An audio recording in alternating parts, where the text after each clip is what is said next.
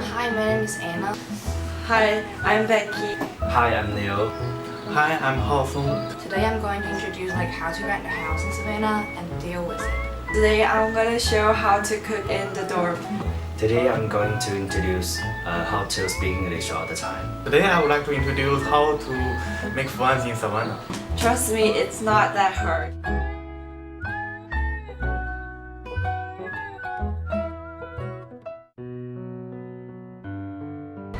I lived in America almost 3 years, but I still miss Korean food. The cafeterias on the campus do not have many choices. The menus are all the same, such as oily pizza, oily bacon, French fries, and hot dogs. I'm sick of eating these grassy foods. Most freshmen don't have a car to drive to go eat Korean food. We take Uber, but it is expensive and I'm lazy sometimes. So I decided to cook in the dorm secretly. In the hive, there are no stoves that we can use to cook. We only allowed to use microwaves. One day, my friend and I went to the tiny Korean market like the size of Korea. We bought ramen, spicy rice cake, and fried tofu for rice balls. I came back to the dorm and started to cook with a microwave. Now, I'm gonna show you how to cook in the dorm with my drawing. Put the hot sauce into the unripe rice cake and then stir it well. Microwave the rice cake for 5 minutes. Let's move on to ramen. Measure 2 cups of water into your bowl of choice. Now, put the noodles and the sauce into the bowl. Microwave them for 5 minutes. Lastly, making a rice ball is so easy to do. Just microwave the instant rice for 1 minute and 30 seconds and then add the lemon vinegar. After that, making a rice ball with your hand.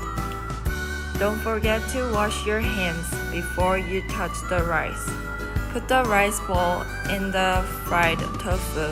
All done. You can enjoy Korean food in the dorm now.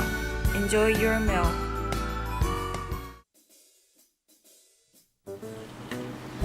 Hi. Today I'm going to introduce how to rent a house in Savannah. I'm a fashion student, but I live in the Hive at first when I just moved in. I think a Hive is not for the student that don't want to share the room with another ones. Because Hive is actually provide for all of the undergraduate students, and there's a big living room and 1 bathroom and 1 restroom and 2 bedrooms here. But 2 people share 1 bedroom, so it's kind of crowded inside and it's tight. You don't have that much personal space, and you have to match with your roommate schedule. So it's a little bit messed up for me because I don't really share my private place with someone else. So I think that's not for people who really like their personal primary place. So that's why I moved out. There are a lot of apartments neighborhood you can pick: Warden, Fountain, Legend, and The Hill. This is the biggest 4 neighborhood in Savannah, and there's a lot of international students and foreign people living there, so it's really convenient for you. And for me, I live in Warden because from my own perspective, I think Warden is the best place.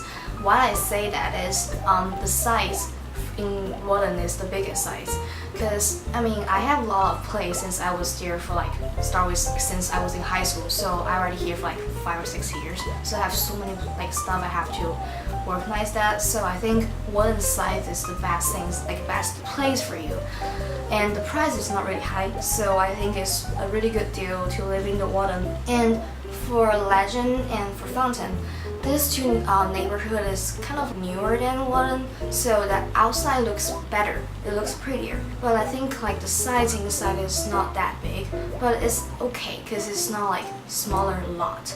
And for the Hue, I don't really suggest you live in the Hue because the rent fee in the Hue is really high, so it's kind of expensive, and there's so many different people, different kind of people living there, and the locate is not really safety from my experience, I think.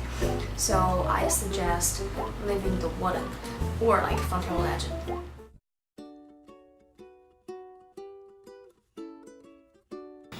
For me, I think speaking English all the time is not that hard because I started watch American TV shows since I was in middle school. So I already get used to people around me speak English. However, this was just my prediction because before I came to the US, I've never lived in an English-speaking country. So I thought it gonna look like the same in the TV show, but actually it's not. When I first got here, I felt totally different. In winter 2016, I went to Los Angeles all alone with my friend. So this was my first time went to the US. When I first got here in the airport, I noticed that everyone around me speak English.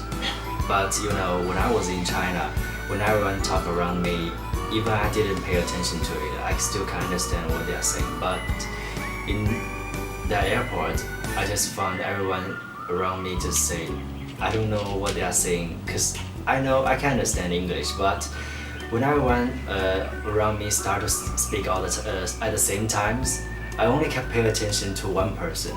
So I started to get a headache because my brain just doesn't work at that time. When I have a conversation with somebody else, at the beginning, I felt good because I felt relaxed and I can easily talk to another person. But when I talk for a really long time, my brain just stop work. Like I will speak Chinese in the middle of the conversation. It's very strange, I know. So in that time, I start to realize, wow, speaking English all the time actually is not that easy for me.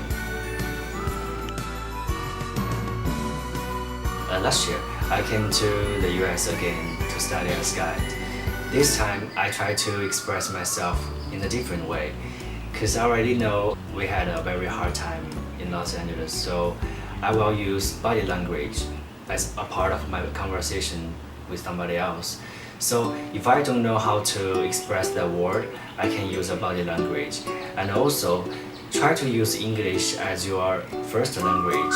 If you don't know how to express it, just pause, think about it, and you can continue to talk.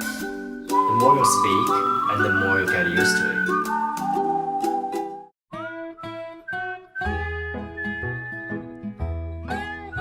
When you guys come to America, I think you're all looking forward to make a lot of fun from all over the world, all different countries or other things. However, in here, lots of international students, they just stay with some people who come from the same country.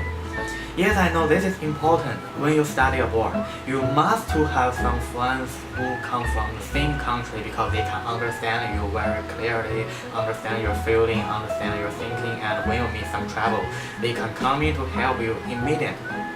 However, if you want to understand this country or feel in the international culture, you should close with some foreigner. Try to talk with them, try to make fun with them. So now the question is coming, how? How to close with them? Sometimes when you talk with foreigners, you will feel a little bit embarrassed because you have a very different culture background or different interests. You cannot understand them clearly, and sometimes people scared about their English skills because their English has their hometown pronunciation, just like me. They are problems, right? But they are not important. So you just need to be relaxed, to be normal. For example, like this. 40 comps in 2 days! My god, that's crazy! Not just comps, we have to add value to them too. I just want to say, if our professor was asked, what would he think? Oh my god, I think I will die. Remember to save me.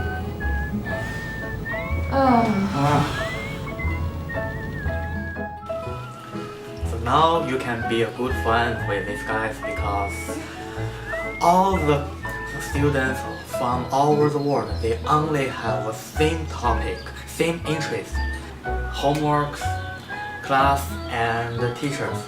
If you talk with them about these topics, it will be very easy to build a good friendship with these guys. After that, you can have fun with them, to go to nightclub or dance with them or date with them. So just be remember to be relaxed. That is really important. Anyways, hope you guys can have fun in Savannah. Enjoy your life. Bye.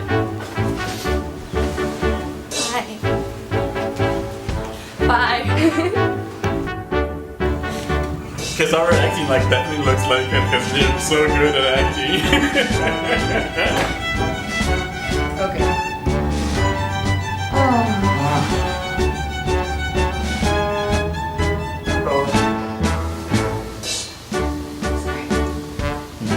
Hi, today I'm gonna. Same interest. That they are.